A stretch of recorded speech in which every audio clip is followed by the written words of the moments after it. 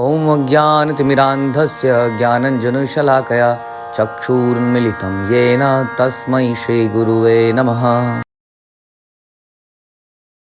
ॐ नमो भगवते वासुदेवाय। ॐ नमो भगवते वासुदेवाय। ॐ नमो भगवते वासुदेवाय। श्रीमद्भागवतम कैंटो पहला अध्याय 5वां और श्लोक संख्या हम करेंगे 37।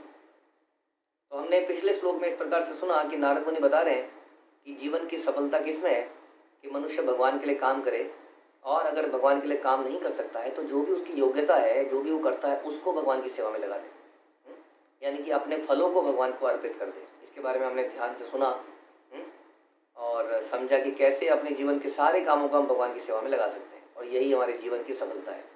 ठीक है, अब आगे ओम नमो भगवते तुभ्यम वासुदेवाय धीमहि प्रद्युम्नाय निरुद्धाय नमः संकर्षणाय च। आइए हम सब वासुदेव तथा उनके पूर्ण अंश प्रद्युम्न, अनिरुद्ध तथा संकर्षण सहित उनकी महिमा का कीर्तन करें। तो भगवान जो है, वास्तव में जो हम सुनते हैं श्रीमद् भागवत में, तो हमें ये समझ में आता है कि भगवान कृष्ण पूर्ण है और उनमें से बलराम निकलते हैं जो कि प्रथम भगवान की एक्सटेंशन है, जो भगवान की सारी सेवाएं करते हैं, उनके दिव्य धाम को मेंटेन करते हैं। और उनके बाद में 4 अवतार होते हैं भगवान के, जिनके नाम यहाँ पे दिए गए। वो हैं प्रद्युम्न, अनिरुद्ध, संकर्षण और वासुदेव। तो वासुदेव और संकर्षण जो है मूल रूप में रहते हैं, और उनके दाएं और बाएं में अनिरुद्ध और प्रद्युम्न रहते हैं। तो अनिरुद्ध जो है वो वासुदेव के साइड में रहते हैं, लेफ्ट साइड में, और जो प्रद्युम्न है वो संकर्षण के राइट साइड में होते हैं। इस प्रकार से ये चारों खड़े होते हैं। तो बता रहे हैं, तो ये कौन है चारों? ये चतुर्व्यूह अल्टीमेटली इन्हीं से फर्दर महासंकर्षण होते हैं, और उन्हीं से फर्दर महाविष्णु होते हैं। तो जो विष्णु को हम जानते हैं, शास्त्रों में विष्णु का नाम क्यों लिया जाता है अक्सर? क्योंकि कृष्ण को कई बार लोग सहजता से ले लेते हैं, एक बालक के रूप में, एक छलिया के रूप में, खेलने वाले गवाले के रूप में। इसलिए कई बार शास्त्रों में, वेदों में, मंत्रों में जब बोला जाता है तो विष्णु बोला जाता है। जैसे कि हम लोग अक्सर कई बार बोलते हैं, हम कभी जब भी ऑफिशियल डिस्कशंस होंगे तो हम कोई ये नहीं कहेगा जी मोदी ने ऐसा कर दिया, मोदी ने ऐसा कर दिया, उधर mister prime minister has ordered this. जब ये सेंटेंस बोला जाता है तो समझ, हाँ अच्छा ओके करते हैं। नाम से लिया जाता है तो फिर थोड़ा हल्का पड़ जाता है मामला, है ना। इसलिए जो संसार के लोग क्योंकि भगवान के भक्त नहीं है, उनके अंदर ऐसा भाव नहीं है भगवान के प्रति, इसलिए कृष्ण नाम लेना कई बार वैदिक मंत्रों में विष्णु नाम लिया जाता है, क्योंकि विष्णु नाम लेते ही झटका सा पड़ता है। ओ विष्णु, चक्र, गदा जय विष्णु की। लेकिन कृष्ण नाम लेते ही हमारे अंदर सहजिया भाव आ जाता है थोड़ा सा, हाँ कृष्ण। इसलिए अदरवाइज हम जानते हैं कि विष्णु के जो ओरिजिनेटर हैं वो भी कृष्ण है शास्त्रों के अनुसार, जैसा यहाँ भी बता रहे हैं। यहाँ भी क्या बता रहे हैं कि यहाँ तो ये बता रहे हैं कि इवन वासुदेव, उनके पूर्ण अंश प्रद्युम्न, अनिरुद्ध, संकर्षण, हमने जैसे बताया, तो कृष्ण और उनमें से बलराम, और बलराम के बाद फिर ये चारों चतुर्व्यूह कहते हैं हमें, चतुर्व्यूह। और इन चतुर्व्यूह के बाद एक और चतुर्व्यूह, और उसके बाद फिर जाके उसमें से क्या निकलते हैं? महाविष्णु। तो इस प्रकार से कहते हैं कि आइए हम इनका ध्यान करें। और वास्तव में भगवान के इन अंशों का ध्यान करना भगवान का ध्यान करने से अलग नहीं है, ये एक ही है। क्योंकि इट इज़ लाइक, कहते हैं कि जैसे एक मोमबत्ती से दूसरी मोमबत्ती को जला देना, उससे एक और मोमबत्ती को जला देना, तो इस सब में कोई अंतर नहीं है। लेकिन एक ओरिजिनल कैंडल जो है उसको हम कृष्ण के नाम से जानते हैं, जो कि 64 कला से संपूर्ण है। बाकी अवतारों में भगवान सारी की सारी कलाएं प्रदर्शित नहीं करते हैं, कलाएं तो वही हैं लेकिन उनको प्रदर्शित नहीं करते हैं, इसलिए हम उनको पूर्ण रूप नहीं मानते हैं। ऐसा भी हमने बताया कि विष्णु के रूप में वो मुरली नहीं बजाते हैं। मुरली बजाने की उनकी ट्रांसीडेंटल दिव्य लीला केवल कृष्ण रूप में ही होती है। विष्णु के रूप में वो गोपियों के साथ नृत्य नहीं करते हैं, इसलिए विष्णु के साथ लक्ष्मी होती हैं और भगवान के साथ राधा होती है। और लक्ष्मी जी भी भगवान के साथ इस नृत्य करने के लिए लालायित रहती हैं, जैसा कि गोपियाँ करती हैं। लेकिन क्योंकि उनका भाव डिफरेंट है, उनका भाव किसका है? उनका भाव रिस्पेक्ट का है, सम्मान का है, जबकि गोपियों का भाव बिल्कुल डिफरेंट है, वो माधुर्य है। इसलिए वो वहाँ सूट नहीं कर पाती है, मैच नहीं कर पाती। तो इस प्रकार से यदि लक्ष्मी जो है कृष्ण के प्रति लालायित हो जाए तो इसका मतलब ये नहीं है कि लक्ष्मी चरित्रहीन है क्योंकि विष्णु और कृष्ण में कोई अंतर नहीं है। It's just a matter of उनका प्रदर्शन, भाव का प्रदर्शन। ठीक है, तो कहते हैं, इसलिए यहाँ कहते हैं कि आइए जो है हम इनका ध्यान करें। नारद मुनि बता रहे हैं कि तुम्हें एक्चुअली में व्यासदेव ये करना है। इति मूर्त्याभिधानेन मंत्रमूर्तिमूर्तिकम् यजते यज्ञ पुरुषम स सम्यक दर्शन पुमान। इस प्रकार वास्तविक दृष्टा वही है जो दिव्य मंत्र मूर्ति श्री भगवान विष्णु की पूजा करता है, जिनका कोई भौतिक रूप नहीं होता, इनका ऑल ट्रांसेंडेंटल रूप है। जैसा हमने सुन रहे हैं सच्चिदानंद, जैसा कि आत्मा के बारे में हमने इतना सुना, ना तो उसको खंडित किया जा सकता है, ना काटा जा सकता है, ना सुखाया जा सकता है, ना घुलनशील है, सर्वव्यापी है, हमेशा बना रहता है, स्थिर रहता है, अविकारी है, न जाने क्या क्या सुन लिया। और ये केवल भगवान का एक अंश है, बाल की नोक का 10,000वां हिस्सा। बताइए अब भगवान की शक्ति क्या होगी। इसलिए भगवान के पास कोई भौतिक रूप नहीं है, उनका सिर्फ दिव्य रूप है। तो वास्तविक दृष्टा कौन है, यानी कि देखने वाला, वास्तविक सज्ञानी कौन है, जो इन दिव्य मंत्र मूर्ति श्री भगवान विष्णु की पूजा करता हो, वही दिव्य व्यक्ति है। ठीक है, जैसा अभी हमने बताया कि जब विष्णु बोला जाए तो आपको क्या समझना है, it is not different from Krishna, because both are same. But Krishna के पास कुछ ट्रांसीडेंटल क्वालिटीज़ हैं जो किसी के पास नहीं है। जैसा हमने बताया, अपनी बांसुरी को बजाना, वेणु माधुरी, रूप माधुरी, भक्त माधुरी, हमेशा भक्तों के साथ दिव्य, हमेशा भक्तों के साथ कुछ ना कुछ करते रहते हैं, संग में रहते हैं। और लीला माधुरी, कुछ ना कुछ लीलाएं करते हैं। Vishnu is all work, all serious. Therefore वैदिक मंत्रस में कई बार हम क्या बोलते हैं, ओम तद विष्णु परमं पदम सदा पश्यन्ति सूर्य। सारे देवता विष्णु के चरणों को ध्यान करते हैं, बड़ा ज़रूरी है। क्योंकि देवता जो हैं शुद्ध भक्त नहीं है, केवल शुद्ध भक्त ही कृष्ण का ध्यान कर पाते हैं। बाकियों को थोड़ा सा डंडे की आवश्यकता पड़ती है, थोड़ा सा नियम, थोड़ा सा कंट्रोल उसकी आवश्यकता है। इसलिए विष्णु बड़े इम्पोर्टेंट हैं। तो यहाँ पर बता रहे हैं कि वास्तविक व्यक्ति जो है वो भगवान विष्णु की पूजा करता है। इमं स्वनिगम ब्रह्म ब्रह्मन वेत्य मदुनिष्ठितम अदान्मे ज्ञानमेश्वर्यम स्वामी स्वस्मिन् भावम च केशव। हे ब्राह्मण, इस प्रकार सर्वप्रथम भगवान कृष्ण ने मुझे वेदों के गुह्यतम अंशों में निहित भगवान के दिव्य ज्ञान का, फिर आध्यात्मिक ऐश्वर्य का, और फिर तब अपनी घनिष्ठ प्रेममयी सेवा का वर दिया। तो नारद जी बता रहे हैं कि इस प्रकार जब मैंने अपने जो भक्ति वेदांती आए थे उनकी सेवा करी, उन्होंने मुझे गुह्य ज्ञान दिया, उसके कारण मैंने भक्ति करी। जब मैंने भक्ति करी अल्टीमेटली, तो भगवान ने मुझे क्या रिवील किया, सर्वप्रथम तो मुझे वो रिवील किया कि वेदों में जो टॉप सीक्रेट है, जो कि वेदों में छुपा हुआ है, वो भगवान का दिव्य ज्ञान। उसके बाद आध्यात्मिक ऐश्वर्य बताया, यानी कि भगवान के वैकुंठ लोक मुझे समझ में आए, वैकुंठ समझ में आए अभी तक बस। और उसके बाद अपनी घनिष्ठ प्रेममयी सेवा, जो कि कहाँ होती है, जो कि होती है गोलोक में। वो गोलोक में प्रेममयी सेवा का मुझे अवसर दिया, मुझे वर दिया। जैसा कि अभी हम डिस्कस कर रहे थे कि गोपियाँ, भगवान के गोप, नंद बाबा, यशोदा, जो प्रेम करते हैं भगवान से, वो प्रेम का वर मुझे दिया। तो इस प्रकार से भक्ति करने से हम भगवान का साक्षात्कार कर सकते हैं, भगवान का दर्शन कर सकते हैं, उनकी प्रेममयी सेवा कर सकते हैं। जैसा कि ध्रुव महाराज मात्र 5 साल के बालक ने करके दिखाया। और न जाने प्रहलाद महाराज, अभी नरसिंह चतुर्दशी गई तो हमने देखा कि प्रहलाद महाराज के कहने पर उनकी बात के लिए नरसिंह भगवान स्वयं आ गए। तो इस प्रकार से भक्ति करने से हम भगवान के साक्षात दर्शन भी पा सकते हैं। लेकिन पहले उसके लिए एलिजिबिलिटी चाहिए। ऐसा नहीं हो सकता है कि आप बोलें कि जी पहले मुझे भगवान के दर्शन कराओ।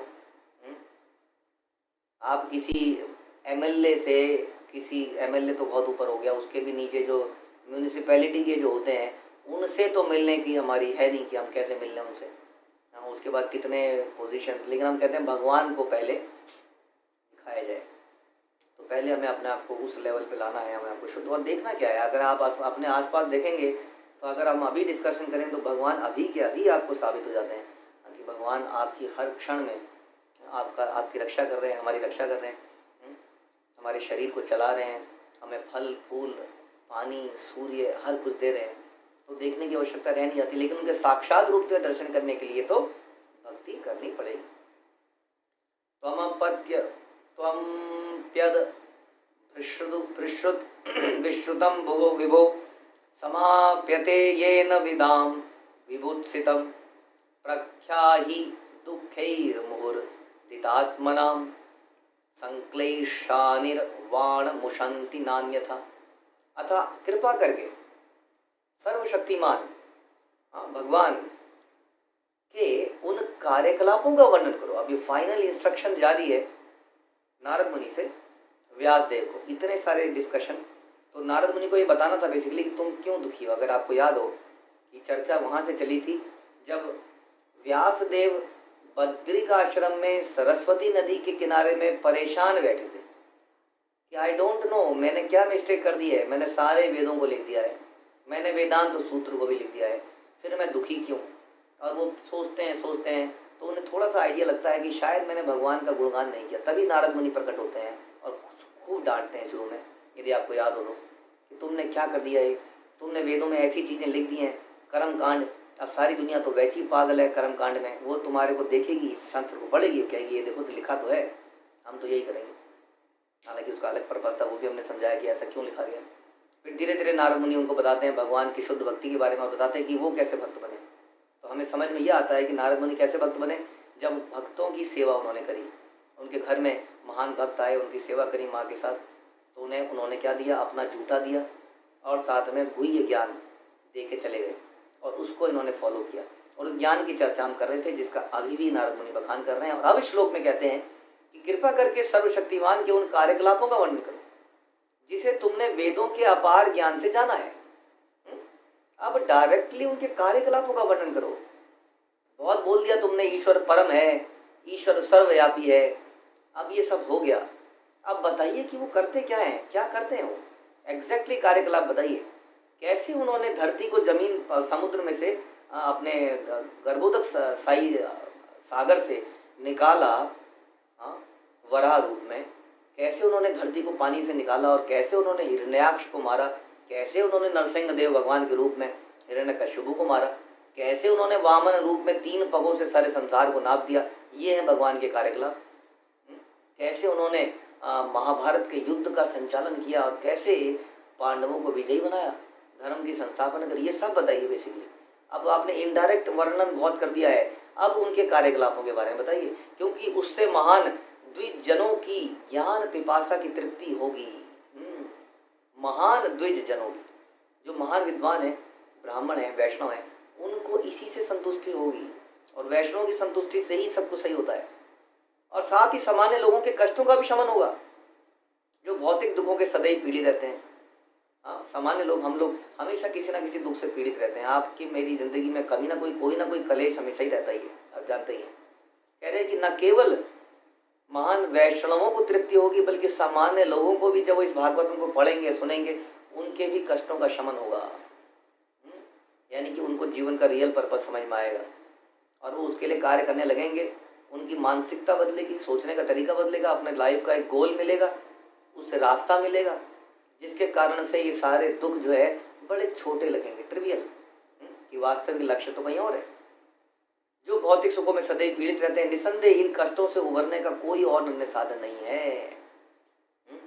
अंत में बताते हैं कि this is the only way, कि आप भगवान के कार्यकलापों का वर्णन करें। कितनी अजीब सी बात लगती है, इतना आसान था तो हम सब इतनी मेहनत किस चीज़ के लिए कर रहे हैं। तो यही है, क्योंकि हमें असली चीज़ का ज्ञान नहीं है ना।